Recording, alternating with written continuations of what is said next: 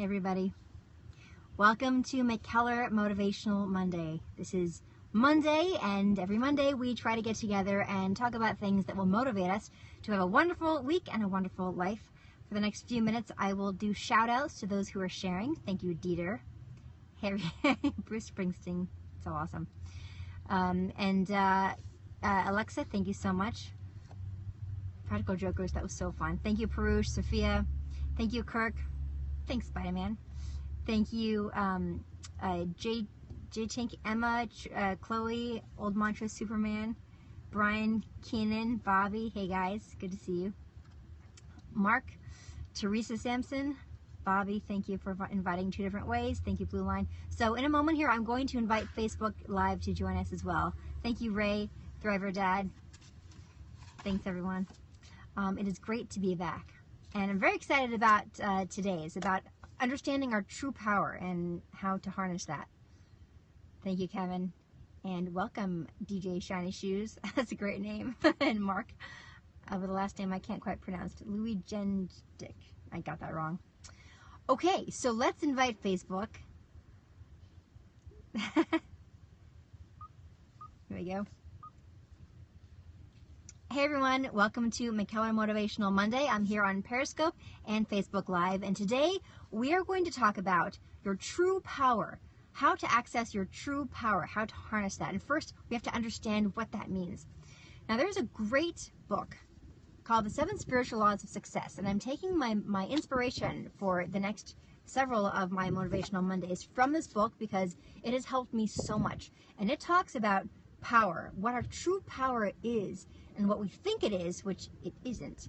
So, most of us think of power in terms of having money and influence and stature, a good position somewhere at a company, whatever it is, that's power. Control over others, that's another way that a lot of us have learned to define power. What this book talks about, and what I truly believe, is that that kind of power actually can lead to extreme unhappiness. And I'll explain what I mean in a moment. So here's an excerpt from chapter 1. Power that is based on objects, and that is other things, right, is false power. Being ego-based power, it only lasts, that power only lasts as long as the stuff does. So if you have money, you're getting your power from money, then if you lose your money, then you've lost your power, your sense of self. If you have a position, if you're the president of a company and the company goes under, then you've lost your power. And this kind of power it's called object referral power. And that's what most of us have learned to understand as power. And that's supposed to make us feel good. Well, it also creates a lot of insecurities. Because if you're afraid, you'll be afraid of losing these things. I mean, afraid to your core, if that is where you're getting your identity from. That's where you think you get your power from. And then it talks about real power, true power, what truly makes us powerful beings. And what does that even mean?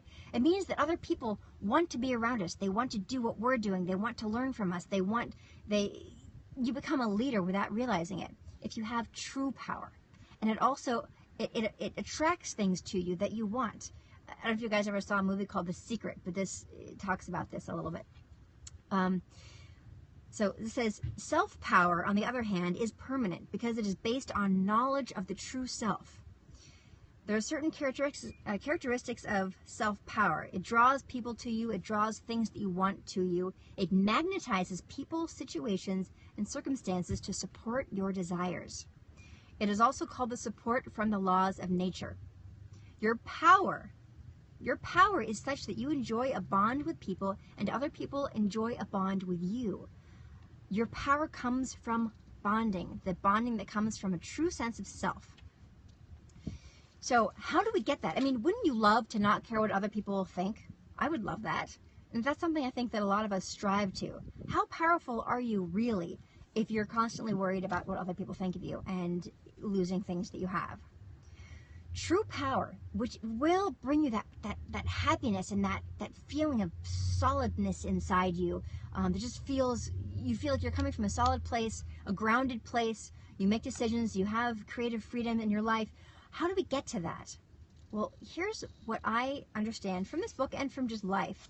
that, thank you, Cindy.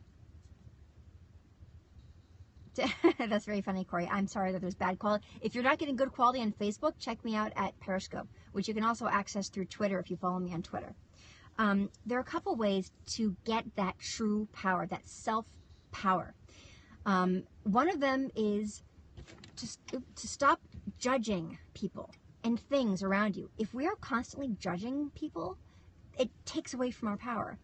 Because what we spend most of our time evaluating things. Oh my God, that dress is horrible, or well, that car was really great, I wish I had that. We're constantly comparing ourselves to other people by judging them.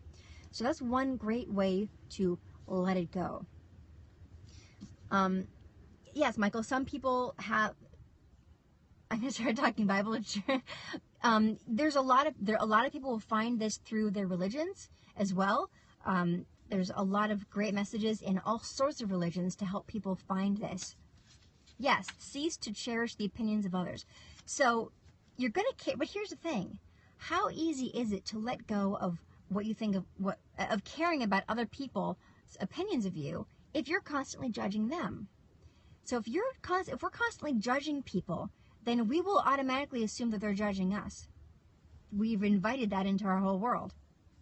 So I recommend practicing when you hear yourself judging people, just try to stop. Just go, you know what? I'm going to change my thought. One thing I teach Draco is to cultivate kindness. Cultivate kindness and also cultivate not knowing. They're like, you know what? I don't know what that person was just a jerk to me.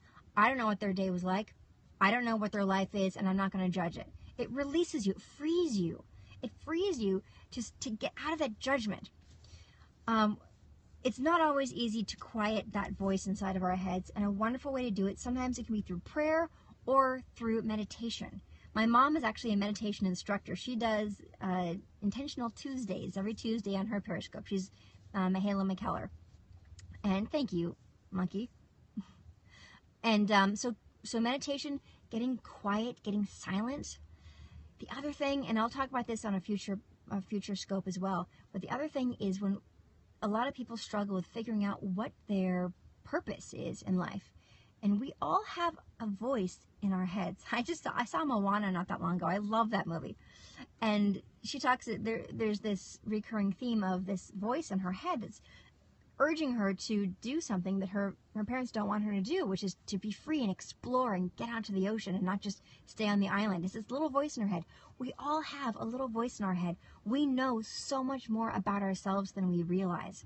And the reason we don't hear that voice, the reason we can't access that actual power, and we're constantly worrying about other people and other things, is because we keep our voice, our voice in our head busy judging people and evaluating things and comparing ourselves to other people. So this is what I invite you to do. Take a breath, release it, let it go. Practice non-judgment as much as you can. See how that can free you so that you're not so worried about being judged anymore. Because in the end, it won't matter. It won't matter what other people think of you. And you will have a chance to harness your actual own power. And I'm telling you guys, as you quiet your mind and you let go of judgment, you will start to feel your own power. You will become autonomous and independent and not needing of other people's opinions or validations of you. And that is when you can truly start to feel your power, and when you become a leader and other people will come to you to look to see, how can I get what you have? That's what we're talking about here. Yes, bad feelings are the poison for us. Oh, yes, absolutely. You call yourself a peaceful warrior, Dominic, because the battles you fight are on the inside. Yes. Corey, glass half full mentality. Absolutely. Absolutely. When you empty your mind of all of the judgments, you have a chance to actually appreciate the good stuff.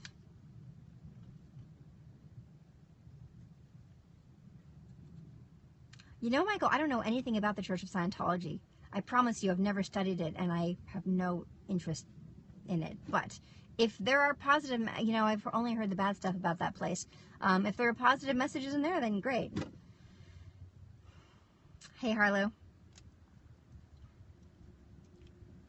Kelly, thank you for sharing. Thank you, Abraham. Yes, having a thick skin towards negative opinions, Smooth Devin. That's a great way to put it. And how do we have that thick skin? By honestly not letting it even penetrate. They can just sort of go right by us. But if we spend a lot of time judging other people, it will be very difficult to actually believe that those opinions don't matter. So is there anything else you guys want to chat about with regard to this or anything else? Have I frozen on Facebook Live? I've frozen for me. But can you guys still see me talking? I think I lost Facebook Live. No judgment zone. Yes, keep your brain the no judgment zone. Quiet your mind. My broadcast was interrupted. Yeah, there's a problem on Facebook Live. I'm glad Periscope is still running. If I get too close, my forehead looks enormous. Look at that. So any other questions? Yes, love others. Positive outlook. We all have a choice. We really do. We have a choice about what we focus on. I just hope that I have a chance to share with you guys some stuff that we can focus on during the week that improves our week. You want people to like you? I think his name is Junette. I mean, this sounds sort of cheesy, but be somebody that you like, right? They say if you want a friend, then be the friend that you want other people to be to you. We all have so much power, so much more power than we realize.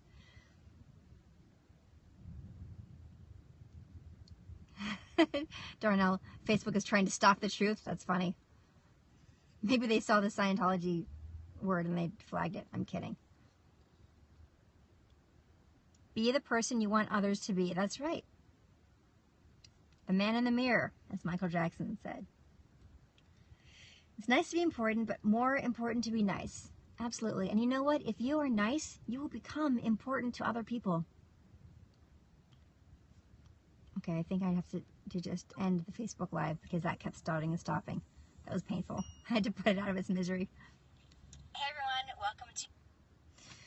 So anyway, this has been so lovely. I love connecting with you guys. Again, a lot of this inspiration has come from my favorite book ever, The 7 Spiritual Laws of Success. Deepak Chopra. I think it's great. And next week, what are we talking about? Next week we're going to talk about the law of giving and receiving. Well, it's challenging, Texan, but that is part of the gig when you're on these things. Try to focus, just like choosing what to focus on. Focus on the comments that are relevant. And yeah, so Chase Guy, come on, go check out McKellarMath.com. Maybe check out Math Doesn't Suck. Do I have that book with me? I do, because I'm about to sign it for a little friend that I just met. Math doesn't suck. It'll make math happy, promise. All right, guys. Have a wonderful, wonderful week. I will see you very soon. In the meantime, I might do little Instagram stories, videos. So, hi, everybody. Thank you so much for all your follows and all your shares. I wish I could talk all day, but I just can't. And I look forward to doing this again very soon. Bye.